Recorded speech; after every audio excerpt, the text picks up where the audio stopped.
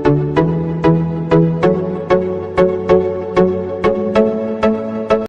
है आप सभी का SP math with motivation class में। और आज की इस वीडियो में हम पढ़ने वाले हैं क्लास 6 का प्रश्नावली 9.1 का क्वेश्चन नंबर 6 से लेकर आखिरी तक। और इसके पहले वीडियो में हमने क्वेश्चन 1 से लेकर 5 तक डिस्कस किया है। अगर आपने उस वीडियो को नहीं देखा है तो क्वेश्चन नंबर 6 क्या है, संलग्न आकृति को देखकर निम्नलिखित के नाम लिखिए। तो देखिए ये आकृति दी हुई है, इसमें देखिए ABCD दो रेखाएं हैं और LM और NO भी दो रेखाएं हैं। तो ये जो LM और AB है वो एक दूसरे को P और Q बिंदु पे प्रतिच्छेद करते हैं। ठीक है, तो ये आकृति देख के हमें आंसर लिखना है। तो पहला क्वेश्चन क्या है, चार रेखाखंड। तो चार रेखाखंड, हम बहुत सारे यहाँ पे रेखाखंड है, आप कोई भी चार रेखाखंड लिख सकते हैं। तो देखिए चार रेखाखंड क्या होंगे, जैसे PR, ये भी एक रेखाखंड है। तो PR, और रेखाखंड का साइन कैसा होता है आपको पता है, इस तरह से। और उसके बाद अगला रेखाखंड क्या होगा, PQ। फिर अगला रेखाखंड क्या होगा, QS। और एक रेखाखंड क्या होगा, RS। तो ऐसे और भी रेखाखंड है, आप कुछ और भी लिख सकते हैं, इसका आंसर अलग अलग लिख सकते हैं। तो आगे क्या है, चार किरण।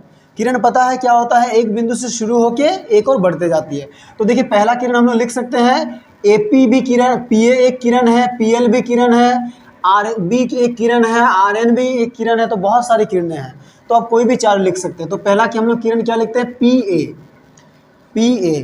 और ये किरण कहाँ से शुरू होके जा रही है, P से शुरू होके A की ओर बढ़ रही है। दूसरी किरण हम ले सकते हैं QM, और ये किरण Q से शुरू होके M की ओर बढ़ रही है। तीसरी किरण हम लोग ले सकते हैं QC, ये Q से शुरू होके C की ओर जा रही है। चौथी किरण हम लोग लेते हैं RB। तो इस तरह बहुत सारी किरणें दी गई है, आप कोई भी चार किरण लिख सकते हैं, सब चाहे तो अलग अलग आंसर भी लिख सकते हैं। तो अब अगला क्वेश्चन है चार रेखा। तो इसमें चार रेखा क्या क्या है, तो पहला देखिए हम लोग LM, ये एक रेखा है, तो LM। और ऊपर में रेखा का साइन कैसा होता है आपको पता है। इसके बाद और एक रेखा क्या है, AB भी एक रेखा है, तो AB लिखे और ऊपर में रेखा का साइन देना है। फिर और एक रेखा क्या है, CD। और एक रेखा हम लोग क्या लेंगे, और एक रेखा हम लोग को लेना है ON, तो ON। तो हो गए चार रेखा। ठीक है, आ गया समझ में। तो चलिए नेक्स्ट क्वेश्चन बनाते हैं। नेक्स्ट 7 नंबर क्या है, नीचे दी गई प्रत्येक आकृतियों में रेखाखंडों को गिनिए और उनके नाम लिखिए। तो यहाँ पे आपको रेखाखंड को गिनना है और उनके नाम लिखना है। तो देखिए ये पहला आकृति है, त्रिभुज, और बीच में एक लकीर खींचा गया है। ठीक है, तो इसमें रेखाखंड क्या क्या है, इसमें देखिए इसमें रेखाखंड क्या है, एक रेखाखंड है AB। अब ये रेखाखंड है ना, तो ऊपर में इस तरह का संकेत देना है। और दूसरा रेखाखंड क्या है, AC। और रेखाखंड क्या है, ये BC भी एक रेखाखंड है, तो BC। और इसमें रेखाखंड क्या है, AD। और कोई रेखाखंड है, और देखिए क्या है, BD भी एक रेखाखंड है। और कोई रेखाखंड, और एक रेखाखंड है DC। यानी कि इस आकृति में कितने रेखाखंड है, 6 रेखाखंड है। अब चलिए इस पे चलते, इस पे कितने रेखाखंड है।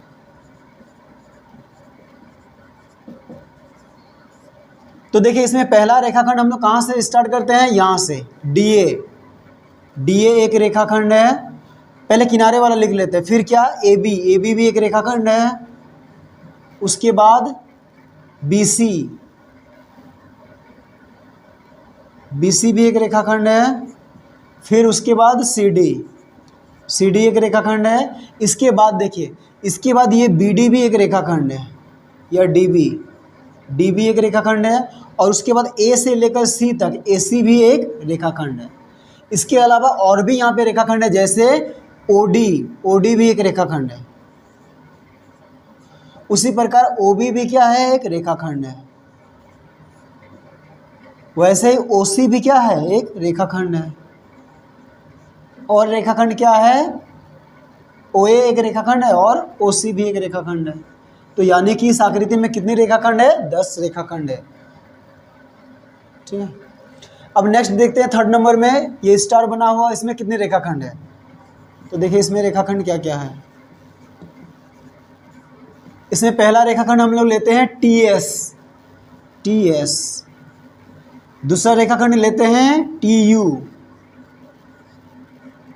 इसके बाद रेखाखंड लेते हैं SU। इसके बाद अगला रेखाखंड लेते हैं QR। इसके बाद अगला रेखाखंड हम लोग लिखते हैं QP या PQ। और क्या रेखाखंड है? PR। यानी कि इस आकृति में 6 रेखाखंड है।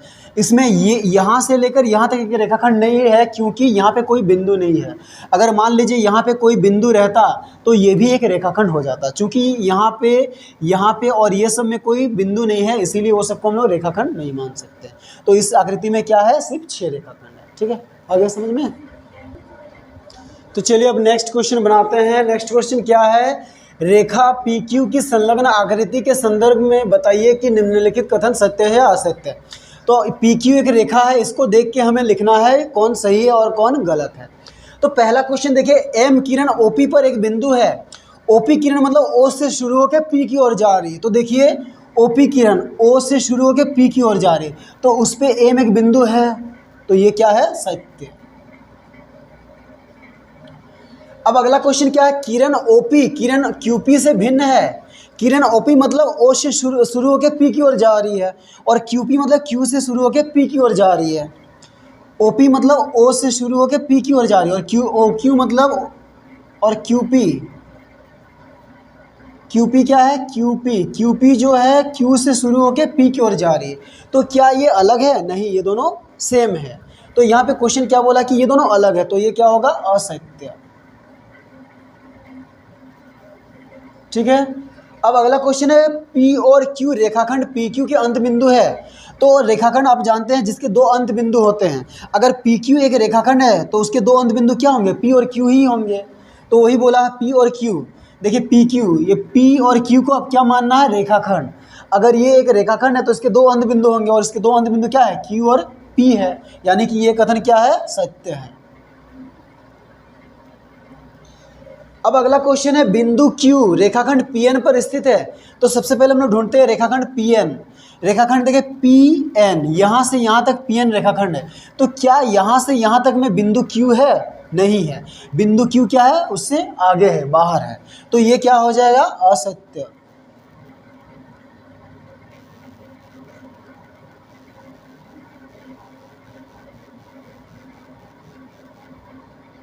ठीक है, अब नेक्स्ट है N किरण QP का प्रारंभिक बिंदु है। तो ध्यान से देखिए, ये किरण QP है, इसका नाम है QP, यानी कि ये Q से शुरू होकर P की ओर जा रही है।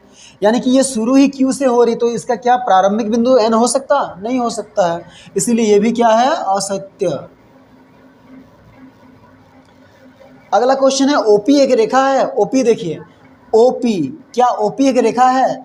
तो देखिए OP मतलब वो O से शुरू होकर P की ओर जा रही है, और हम लोग जानते हैं कि रेखा दोनों दिशाओं में बढ़ते जाती है। तो O के यहाँ पे तीर का निशान नहीं है, यानी कि इधर नहीं बढ़ रही है, तो OP एक रेखा नहीं है। तो यहाँ पे OP एक रेखा बोला है, तो ये क्या है? असत्य है। नेक्स्ट क्वेश्चन है, किरण OP किरण QP के विपरीत है। देखिए किरण OP मतलब O से शुरू होकर P की ओर जा रही है, और QP मतलब Q से शुरू होकर P की ओर जा रही है। तो ये दोनों किरणें एक ही दिशा में जा रही है, यानी कि इसीलिए ये दोनों क्या है? विपरीत नहीं है। क्वेश्चन बोला है ये दोनों विपरीत है, उल्टी दिशा में, पर ये दोनों एक ही दिशा में जा रही है, इसीलिए ये क्या होगा? असत्य। लास्ट क्वेश्चन है, MP एक रेखाखंड है। देखिए MP के ऊपर में क्या संकेत दिया है? ये संकेत बताता है किरण का, और इसको क्वेश्चन क्या कह रहा है? रेखाखंड। तो ये क्या होगा? असत्य। ठीक है, आसान है बहुत। तो देखिए अब अगला क्वेश्चन है 9 नंबर, सत्य कथन के लिए T और असत्य कथन के आगे F लिखे, यानी कि ट्रू फॉल्स। तो देखिए पहला क्वेश्चन है, एक बिंदु में निश्चित लंबाई, चौड़ाई और ऊंचाई होती है। देखिए बिंदु क्या होती है? ये एक आकृति, तो बिंदु की ना तो लंबाई चौड़ाई होती है, ना ही चौड़ाई होती है, और ना ही ऊंचाई होती है। तो ये क्या हो जाएगा? ये गलत, यानी कि फॉल्स। इसके बाद एक किरण की असीमित लंबाई होती है। तो एक किरण देखिए एक जगह से स्टार्ट होता है और एक तरफ बढ़ते जाता है, तो इसकी लंबाई निश्चित है? नहीं है। तो यहाँ पे बोला किरण की लंबाई असीमित होती है, यानी कि सही। ये क्या है? ट्रू। क्वेश्चन कह रहा है कि रेखा AB और रेखा BA एक ही है।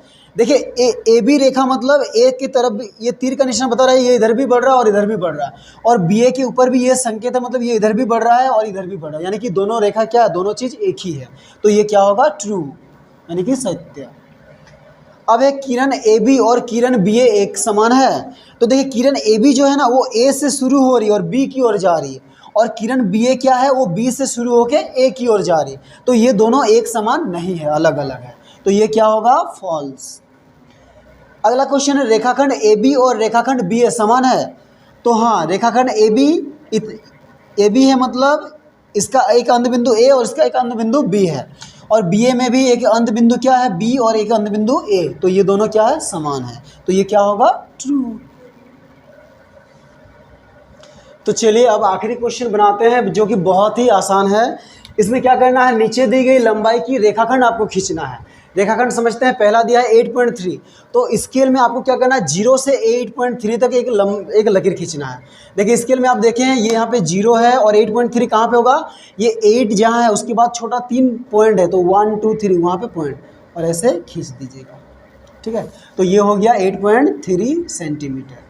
इसमें क्या है 7.5, तो 7.5 भी बहुत ही आसान है, 0 पे एक पॉइंट देंगे और 7.5 कहाँ पे होगा, 7 और 8 के बीच में जो एक बड़ा सा लकीर है ना वो है 7.5, फिर एक लकीर खींच देंगे, तो ये हो गया 7.5 सेंटीमीटर।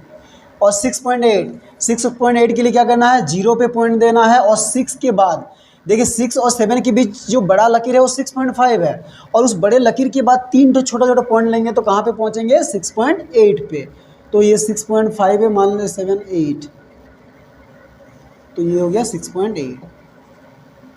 तो बहुत आसान क्वेश्चन है ये। तो इस तरह, तो यही हमारा आखिरी क्वेश्चन रहा इस चैप्टर का। तो इस तरह के अगर आप और वीडियो देखना चाहते हैं तो हमारे चैनल को जरूर सब्सक्राइब करें और बेल आइकन को भी प्रेस कर दें ताकि आप तक जल्द से जल्द वीडियो पहुंच पाए। के लिए स्वस्थ रहिए, मस्त रहिए और पढ़ाई में व्यस्त रहिए, और इस वीडियो को देखने के लिए आप सभी का तहे दिल से बहुत बहुत धन्यवाद।